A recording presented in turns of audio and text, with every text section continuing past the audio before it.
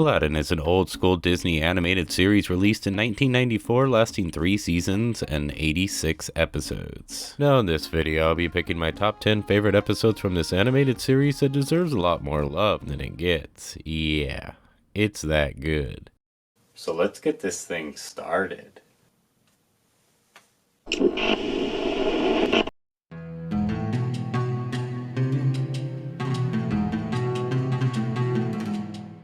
To Cure a Thief is the 7th episode in the series and starts with the clumsy thief breaking into the royal treasure room to steal a gauntlet that sets off a bunch of booby traps.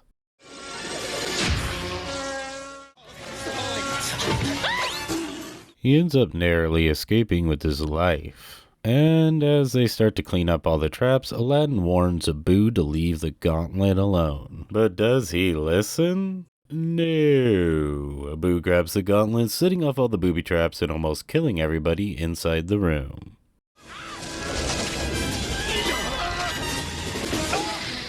The Sultan ends up believing that Aladdin took the gauntlet. I wonder why. Aladdin has had it with Abu stealing and has no choice but to bring out the leash. And Abu wants nothing to do with it and decides to take off. I think you overdid it with the leash. Abu, being mad at Aladdin, decides to go right to stealing, and for Aladdin, he goes right to regret of being so hard on his best friend, even though he kinda deserved it. Abu eventually runs into and teams up with the clumsy thief that tried stealing the gauntlet unsuccessfully, but soon the gauntlet is in his possession and gives him great power. I am not Butterfingers! To Cure a Thief is of course an Abu episode. Now when I was a child, Abu was my second favorite character in the franchise after Aladdin, so I knew I had to have an Abu episode on my list. And this one being my favorite of the Abu episodes, of course it had to be here. And I love seeing Abu being the one who saves the day in the end, when even Genie is getting his butt kicked.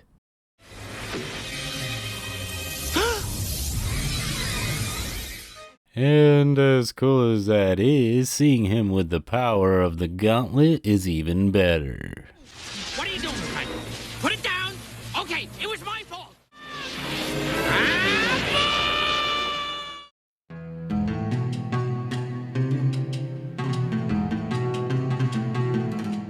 Garden of Evil is the Fern Gully Captain Planet type episode in the series, but it's also about understanding how people are different. A long time ago, the Sultan came upon a magical garden with the most beautiful flowers. The Sultan decides to pick one of those beautiful flowers, which angers the garden's master, Arbutus. Arbutus lets the Sultan go, but only by the promise that he will have the Sultan's most precious treasure 20 years later, which it just happens to be 20 years later to the day, and the Sultan is a bit worried. And now Arbutus is coming to collect. Aladdin takes the treasure part in a literal way and starts to guard the Sultan's treasure. Man, let's just say Aladdin can be a little dense sometimes. Not thinking that the Sultan's most valuable treasure might be something else besides his actual treasure, like his daughter Jasmine, perhaps? Jasmine! What? Jasmine? The most precious treasure. Jasmine is understandably angry at Arbutus at first for kidnapping her, but she starts to understand his anger and pain from the way humans have treated nature. Is it an accident when you rip and pluck my flowers, condemning them to a slow death in a vase? I can't blame him. I mean, he's not wrong. Well, anyways, right when him and Jasmine really start to connect, in comes Aladdin flying in with his sword raised. Oh, Aladdin, you couldn't have picked a worse time. Jasmine! Infidel! Arbutus believes that Jasmine has betrayed him, and Aladdin believes that he is a monster. Jasmine tries to stop the fighting, but it's too late. They won't listen to her, and the result is heartbreaking.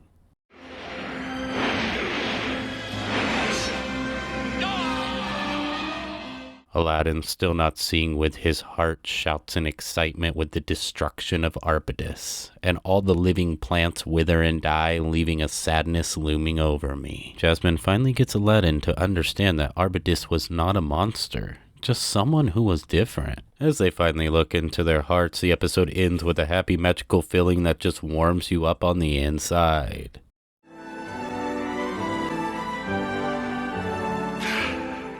This Aladdin Top 10 episode video will continue after this short break. It's a whale of a tale when Ariel brings home Spot, the music-loving baby whale. He thinks I'm his mother. Well, you're not. But it soon turns out to be a ton of fun. And now, back to the video.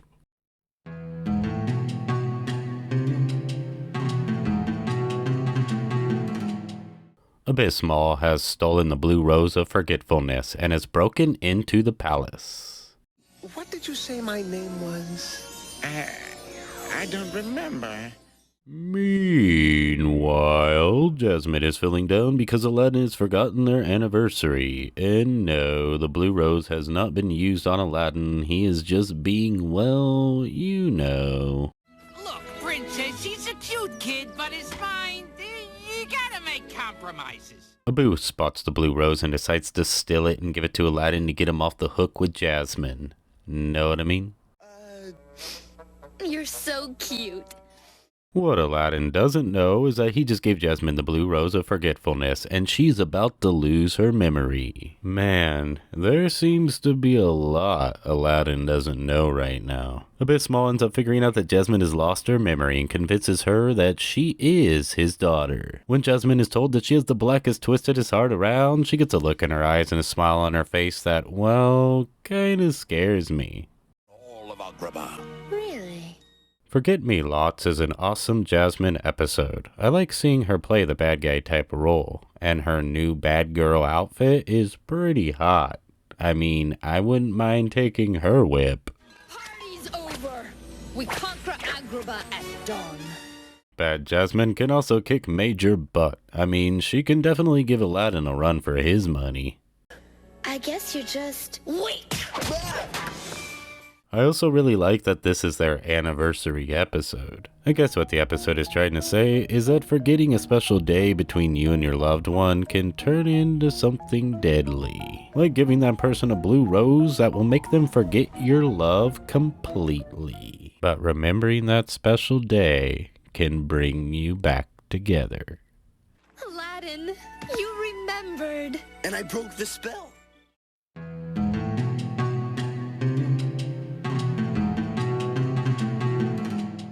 This episode has something you probably didn't think you would see on Aladdin. Abu, never throw a snowball at someone when they're not looking. Yago talks Aladdin into going to the Ice Palace to look for treasure. Aladdin is hesitant about stealing treasure from someone, especially when they have great magic. But it doesn't take much for Yago to trick Aladdin into going in.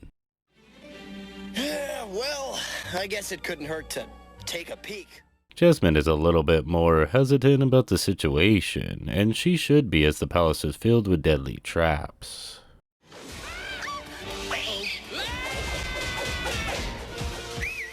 Aladdin quickly realizes that this is dangerous, and they need to get out of there. But like I said before in this video, Aladdin can be a little dense at times, so it's not hard for Yago to trick Aladdin into going on and looking for the treasure. Oh, Aladdin. You see, there's one born every minute. It's okay, Aladdin. I still love you. As they go on, they realize that the Ice Ifrit is very much in the palace. Yeah! Rashid's the name, and ice is my game. Now, where have I heard that voice before? We are glad to see you, Megavolt.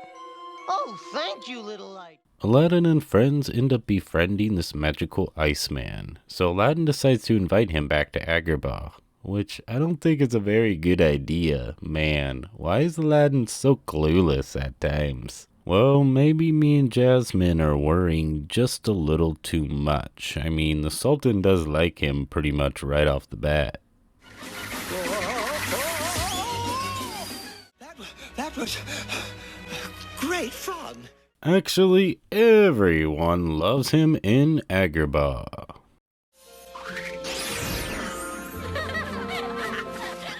Well, that is at first they love him. As time goes on and everything has been turned into ice and snow, the people of Agrabah become a little annoyed. Today we got reactions of stunned Agrabanians. Too cold, bad for business. So let the battle between the giant snowman and Aladdin and friends begin.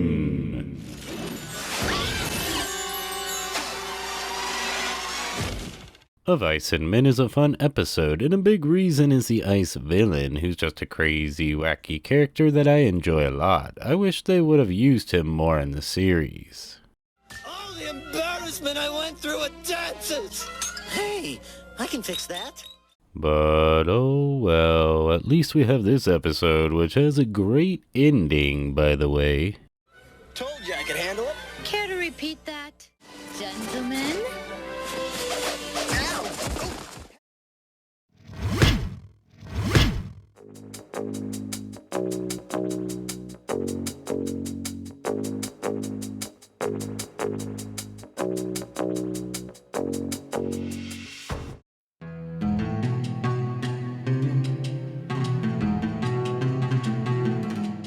Children are vanishing, and when Aladdin runs into a child named Wahid, it brings him back to his childhood when something Wahid says reminds him of his old friend.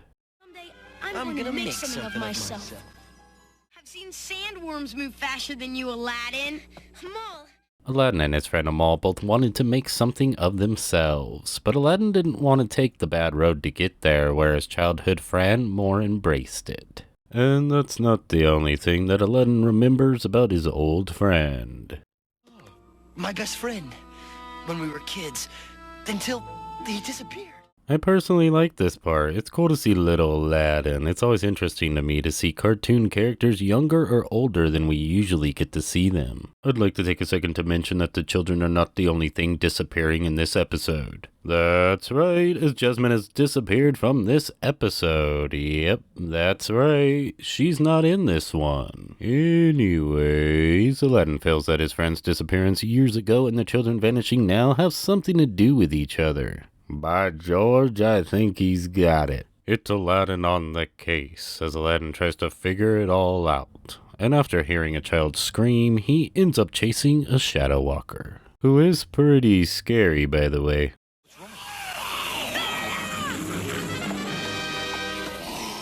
Just imagine this thing in your town snatching little children. It's a terrifying thought.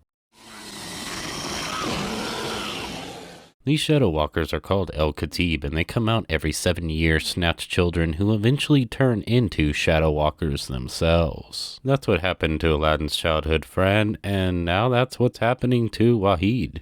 I can do all kinds of neat things. I join the kinship of the El Khatib.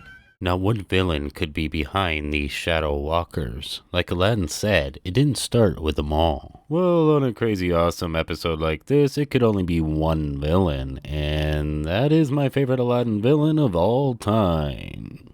And you figured this out all by yourself, too. Mirage.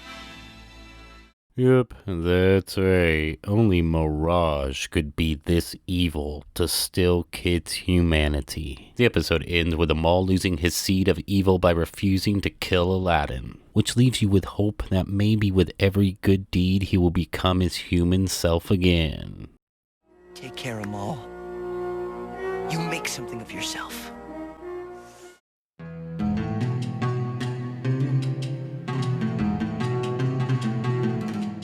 The episode starts with Jasmine having a nightmare of a spirit called the Ethereal, who will come to Agrabah, make a judgment upon it, and possibly destroy it. 4 things will happen before the Ethereal arrives. Ice will fall from the sky, the earth will move, light will become dark, and the creatures of destruction shall bring forth their wrath.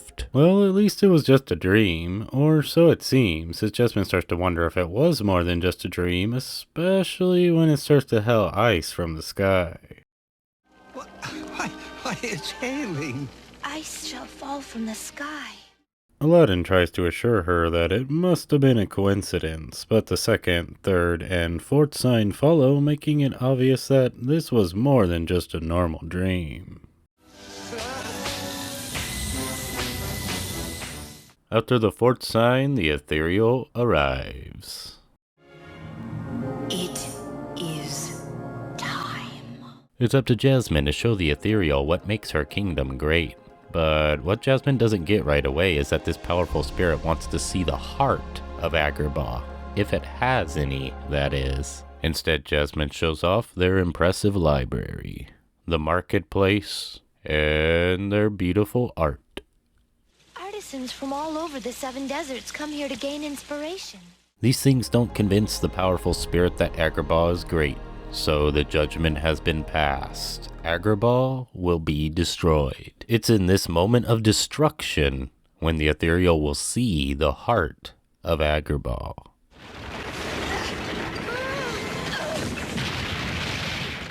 Jasmine's sacrifice to save another convinces the ethereal of Agrabah's greatness and restores it to its normal state, and of course, brings Jasmine back to life. Jasmine?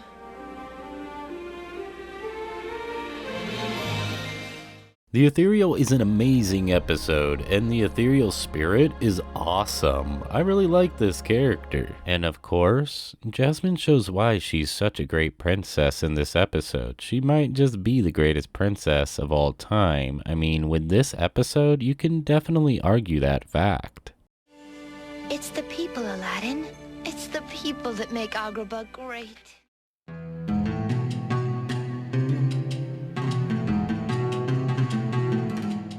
In the heat of fright starts with some pretty cool looking fire cats setting destruction upon a tiny village by setting it ablaze. Aladdin and the gang see the burning village while charting the river and run to the rescue. They save the people of the village and put out the fire cats with the help of Bambi, of course. Yeah, that's right, I said Bambi. Bambi, run! Man is in the forest! Oh no!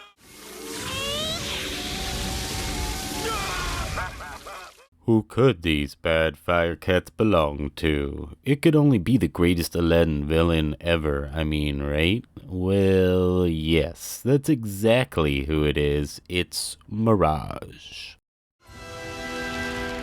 Are the peasants destroyed, I wonder? Up to this point in the series, we don't know who Mirage is, simply because this is her first episode. Now, just like the other Mirage episode on my list, The Lost Ones, Jasmine is absent from the episode, except for the moment where Mirage takes her identity to fool Aladdin, that is. You could never be good enough for me. But Jasmine... Farewell, street rat. Mirage is not amused by Aladdin's heroic deeds and plans to get even for saving the people in the village. Iago seems to be the only one who knows what they're dealing with. He warns the genie that she's an evil like he has never seen. She's mean, beyond mean. She invented mean. This has Genie a little sketched out, and for good reason. Mirage does have great power and is pure evil. On their way back to Agrabah, they fall asleep going down the river, and this is when Mirage transports them into her world, Morbia, a place where nothing is as it seems. Welcome to my world. Welcome to Morbia. The heroes must find a way to defeat Mirage and her fire cats, or they will be stuck in her world forever, which might happen if Genie doesn't pull himself together. Oh, what's happening? Where are we? In a world of trouble! The lesson of the episode is, of course, to keep fighting until you get over your fears. And that's exactly what Genie's gonna have to do if they are going to defeat Mirage. And that's exactly what he does when he sees the fire cats feed off of his fear. And let's just say Mirage is not too happy about this defeat. This defeat will only fuel my victory next time, Aladdin. And now it's time for... Did you know?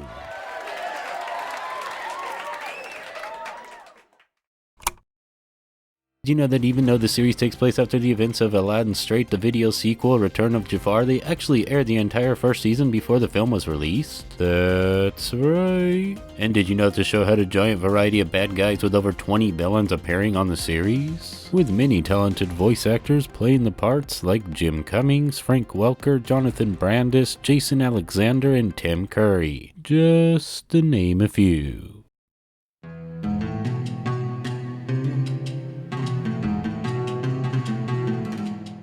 Chaos and laughter are everywhere in this genie-filled episode when Abyss Maul throws a magical orb that splits Genie into 7 different genies, all with different parts of his personality. This comes at the worst time since they're on a negotiation visit with another sultan, and they all need to make a good impression if everything's gonna work out. Now back to the 7 different genies with all different individual parts of his personality. First we have laughter.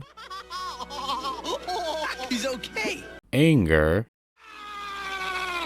Is it supposed to be cute? Huh? Courage. Someone needs a spanking. Kindness. Can I get anyone something? Back rub? Frozen dessert? A little fizzy for your upset tummy? And then we see wisdom, fear, and weirdness. This would obviously be wisdom, this is fear, which is my personal favorite, and this is weirdness. I'm sure you have your favorite, it's hard not to. They're all pretty cool. Now when it comes to Abyss Maul's favorite, he seems to agree with me. You, I like. Anyways, Aladdin eventually figures out that all of this must be the cause of the mysterious blast earlier. Now, all he has to do is get Genie back into one piece. And believe me, it's not going to be as easy as you may think, especially since Abyss Maul has 4 of the genies on his side. Huh? In one corner, we have Aladdin with the following genies: kindness, laughter, and courage. And in Abyss Maul's corner, we have wisdom, fear, weirdness, and anger. Now let the battle of the genies begin. Please, put down your arms.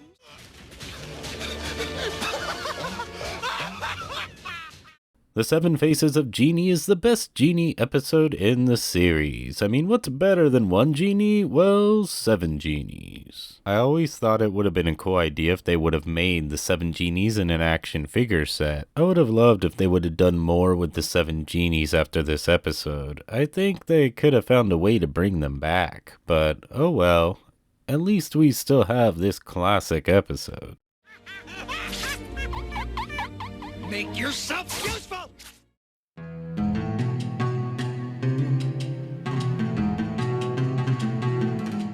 When Chaos Comes Calling is my favorite Mirage episode in the series. She is feeling frustrated for failing to destroy Agrabah over and over again. So when Mirage is visited by a powerful flying cat called Chaos, who reminds me a lot of the Cheshire Cat from Alice in Wonderland. I don't know, maybe it's just me. I, for one, like a change in routine. Don't you? Mirage convinces Chaos that Agrabah is just a predictable, mundane place with the typical princess and dashing hero. This troubles Chaos, who feels every place needs excitement and, well, disarray. Awesome stuff is at every turn in this amazing episode, so let's go through them, why don't we? First, Chaos turns Iago's face into Gilbert Gottfried, the voice actor who plays Iago, of course. Now, how classic is that?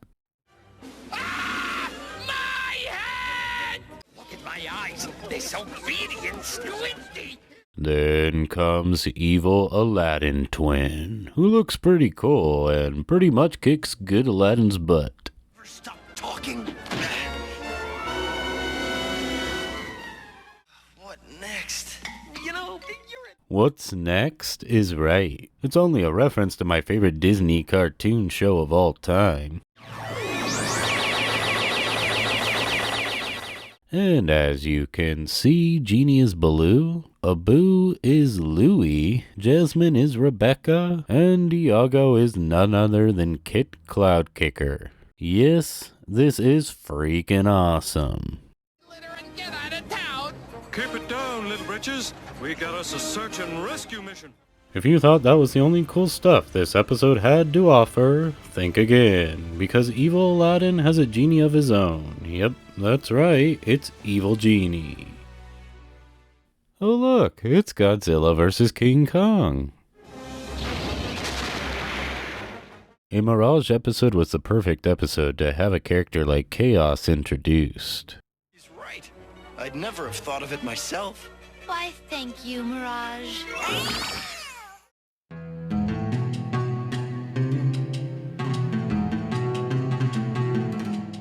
Seems Like Old Crimes is a double episode that shows us what Aladdin's life was like long before the events of the first film. Aladdin starts to tell the others the story when a mystical guardian shows up asking for Aladdin's aid. And no one knows who he is or what he's talking about besides Aladdin, that is. Temple of Destiny? Nope, didn't happen. I'd remember that. It all starts with a band of entertainers and their thieving monkey, Abu. Real moneymaker was a clever little monkey named... Oh, don't tell. This is when we get to see how Aladdin and Abu met. Ha! Gotcha! Get out! Shoot!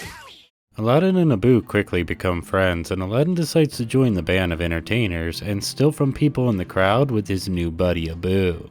Now let me make this very clear. The entertainers are not very good people and treat Abu badly and plan to just use Aladdin. When Aladdin figures out that his stealing is hurting these poor people that don't have much, he gives his share away and decides he's done stealing for these bad people.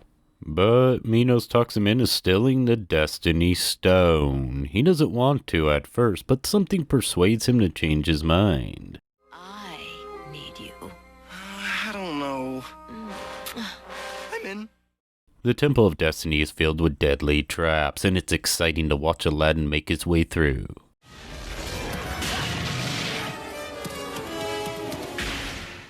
The Guardian warns them that the Destiny Stone cannot be stolen. They won't listen and take down Aladdin and the Guardian to get the stone. But like the Guardian said, it cannot be stolen, so when they grab the stone, they vanish.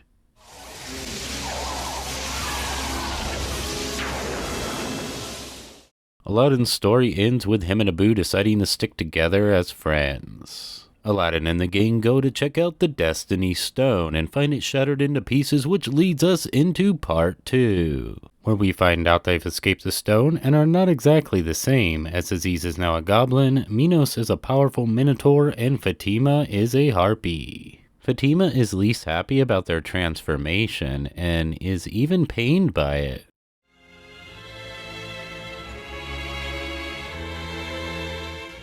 They head to the palace in an attempt to take it over, and a pretty awesome showdown takes place. Genie power. Something starts to change within Fatima when she sees Jasmine risk her life for Aladdin. This puzzles her that someone with everything would risk their lives for someone like Aladdin. This changes her heart, and she no longer seeks revenge. The only problem is Aziz is a complete lunatic, and nothing can stop him. And when Minos and Fatima try to, he kills Minos.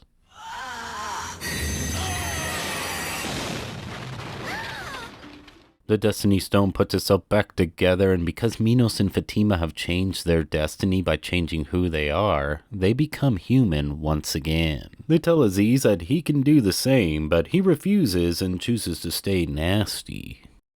Well, thank you, but nasty is my destiny. Telling backstories to beloved characters can either work out really badly or really well, and for Aladdin it works extremely well, and I love seeing how he met Abu. And as great as part 1 is, part 2 is even better. I like how Minos and Fatima's story ends up. Only thieves to make good. What's done can't be changed, but we can. And one last thing I must mention about the episode is that Genie turns into 2 of my all-time favorite Disney characters, Pluto and Merlin. Oh no. That stone released something magical. Magical? Well, that's it. My top 10 favorite Aladdin episodes. Yours may differ, and that's totally awesome. Everyone's favorite should be what they connected to or enjoyed the most. There is no right or wrong answers. Genie, we did it. We did do it.